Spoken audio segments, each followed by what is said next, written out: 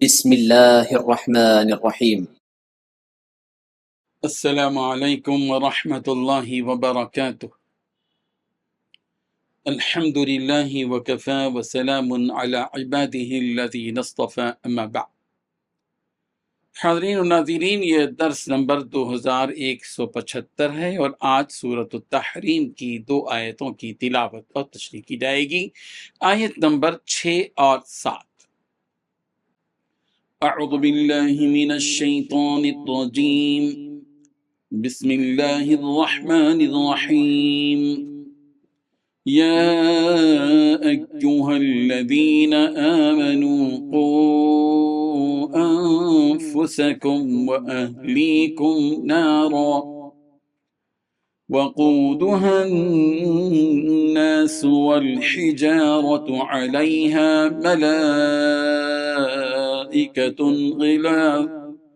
ملائكة غلاظ شداد لا يعصون الله ما أمرهم ويفعلون ما يؤمرون۔ يا أيها الذين كفروا لا تعتذروا اليوم انما تجزون ما کنتم تعملون۔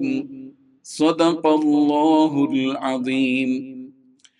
لفظی ترجمہ یوں ہیں، یا ایھا الذین آمنوا، اے وہ لوگو جو ایمان لائے ہو، قو تم بچاؤ، انفسکم اپنے نفسوں کو، واہلیکم اور اپنے اہل و عیال کو، نارن اس آگ سے، کہ وقودھا کہ اس کا ایندھن ہے، الناس لوگ، والحجارہ اور پتھر، علیہا اس پر ہیں، ملائکۃ فرشتے، غلاظ تند مزاج، شداد سخت گیر، لا یعصون اللہ وہ نافرمانی نہیں کرتے اللہ کی، ما جس کا امرہم وہ حکم دے انہیں، ویفعلون اور وہ کرتے ہیں، ما وہی جو یؤمرون وہ حکم دیے جاتے ہیں۔ ترجمہ یوں ہے، اے ایمان والو، اپنے آپ کو اور اپنے گھر والوں کو اس آگ سے بچاؤ جس کا ایندھن انسان اور پتھر ہوں گے۔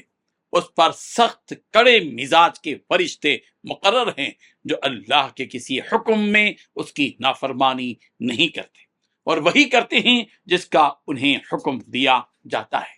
اے کفر اختیار کرنے والو، آج معذرتیں پیش مت کرو، تمہیں انہی اعمال کا بدلہ دیا جا رہا ہے جو تم کیا کرتے تھے۔ ان 2 آیتوں میں 5 باتیں بیان کی گئی ہیں۔ پہلی بات، اے ایمان والو، اپنے آپ کو اور اپنے گھر والوں کو اس آگ سے بچاؤ جس کا ایندھن انسان اور پتھر ہوں گے۔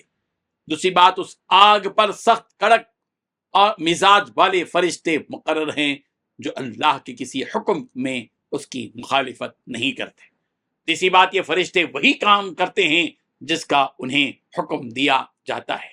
چوتھی بات، اے کفر کرنے والو، آج معذرتیں پیش مت کرو۔ پانچویں بات، تمہیں انہی اعمال کا بدلہ دیا جا رہا ہے جو تم کیا کرتے تھے۔ بزرگان محترم، یہاں کہا جا رہا ہے کہ تم اپنے اور اپنے ماتحتوں کے ذمہ دار ہو۔ انہیں کھلانا، پلانا، ان کی پرورش کرنا، یہ تمہارا حق ہے، اور ان حقوق سے بڑھ کر بڑا حق یہ ہے کہ تم اپنے آپ کو اور اپنے ماتحت رہنے والے سارے لوگوں کو دوزخ کے عذاب سے بچاؤ۔ اور یہ بچنا اسی وقت ممکن ہے اور ممکن ہو سکتا ہے جب تم اپنی زندگی اللہ تعالیٰ اور اس کے رسول کے بتلائے ہوئے طریقوں پر گزارو۔ اپنے ماتحتوں کو بھی اللہ تعالیٰ کے احکامات بتلاؤ اور انہیں ان احکامات پر چلنے والا بناؤ، اور ان کی اصلاح کرو اور انہیں ہر اس راستے سے بچاؤ جو دوزخ کی طرف لے جاتا ہو۔ اگر تم اس طرح نہیں کرو گے، اس ذمہ داری کو اگر تم ادا نہیں کرو گے اور انہیں دوزخ سے اپنے آپ کو اور ان متعلقین کو دوزخ میں جانے سے نہیں روکو گے، تو یاد رکھو تو تم اور وہ دوزخ میں چلے جائیں گے، اور وہ ایسی دوزخ ہے جس کا ایندھن انسان اور پتھر ہیں، کہ دنیا میں جس طرح آگ کو بھڑکانے کے لیے لکڑی کو ڈالا جاتا ہے، اسی طرح جہنم کی آگ کو بھڑکانے کے لیے پروردگار انسانوں اور پتھروں کو ڈالے گا۔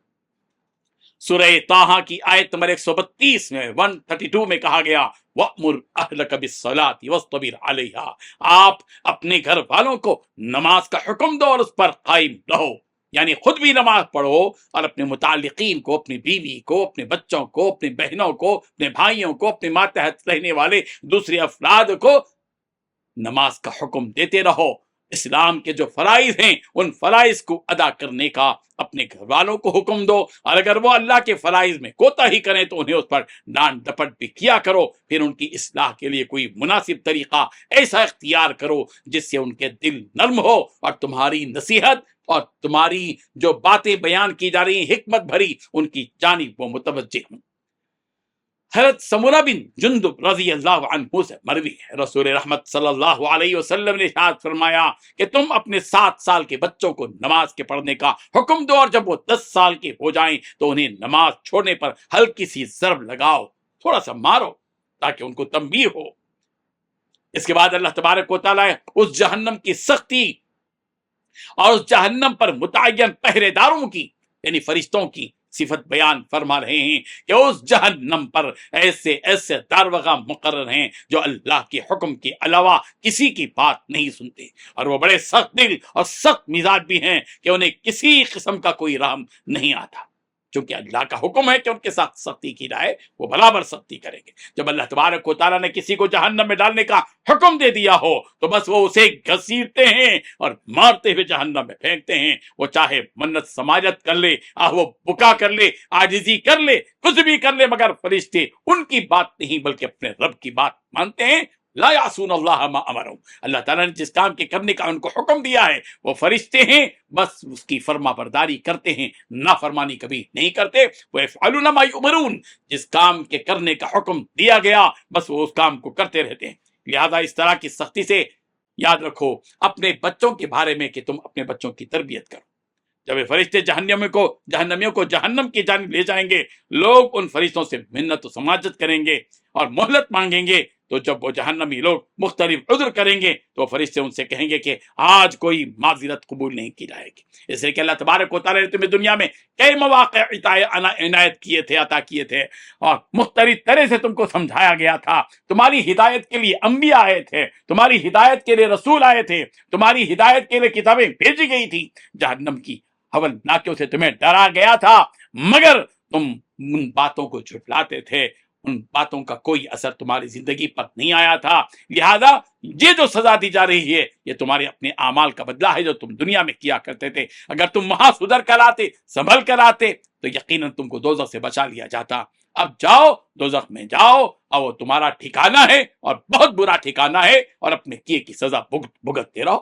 اللہ تبارک و تعالیٰ ہم سب کو جہنم سے بچائے، اس کی آگ سے بچائے، ان سزاؤں سے بچائے، اور دنیا میں ہم سب کو اس فیصلے کے ساتھ زندگی بسر کرنے کی توفیق عطا فرمائے کہ ہم اپنے پروردگار کی، رسول کی فرما برداری کریں گے۔ اللہ تعالیٰ ہم سب کو عمل کی توفیق عطا فرمائے، آمین۔ وآخر دعوانا ان الحمد للہ رب العالمین۔